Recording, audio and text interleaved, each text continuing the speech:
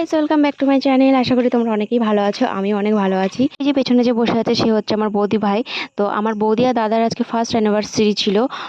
বিয়ের 1 বছর পূর্ণ হলো। তো ভিডিওটা অনেক দিন আগেকার ভিডিও, তোমাদের সঙ্গে শেয়ার করা হয়নি যেহেতু এডিটিং আর ভয়েস ওভার দেওয়া হয়নি বলে তোমাদের সঙ্গে শেয়ার করতে পারিনি। তো বৌদি ভাই এখানে বসে গেছে আমার কাছে সাজতে। বৌদি ভাই আমাকে বলেছিল আমাকে একটু হালকা করে সাজিয়ে দাও।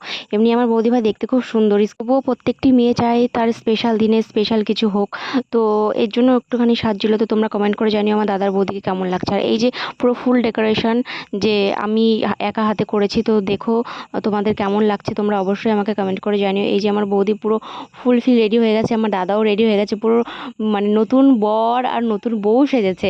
মনে হচ্ছে প্রথমবার ওদের বিয়ে করে এসেছে। দুজনে রেডি হয়ে দাঁড়িয়ে আছে, আমার দাদা ফোন ঘাঁটতে ব্যস্ত আছে আর আমার বৌদি তখন থেকে পোজ দিয়েই যাচ্ছে ক্যামেরার সামনে।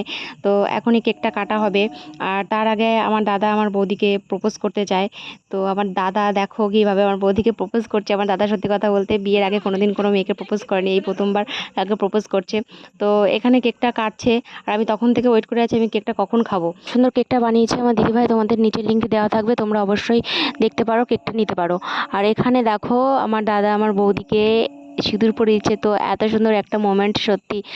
আর ছেলেরা সব থেকে বড় কথা, সেই তো বিয়ের সময় সিঁদুর পরায়, আর তো কখনো পরিয়ে দেয় না। তো আমি দাদাকে বললাম যে একটুখানি পরিয়ে দে। তো এখানে দুজনকে কেক খাইয়ে দিচ্ছে। তো সত্যি সত্যি খুবই ভালো লাগছে, ওদের দুজনকে দেখে মানিয়েছে খুব সুন্দর।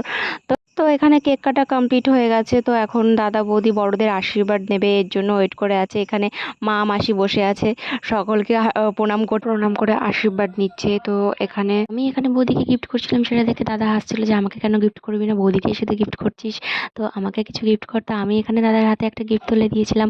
আর সত্যি কথা বলতে কোনো অনুষ্ঠানে কিন্তু মেয়েদেরই গিফট করা হয়, ছেলেদের খুব কমই গিফট করা হয়। যাই হোক, ব্লগটা এখানে শেষ করছি। দেখা হচ্ছে নেক্সট কোন ব্লগ। Tata, bye bye.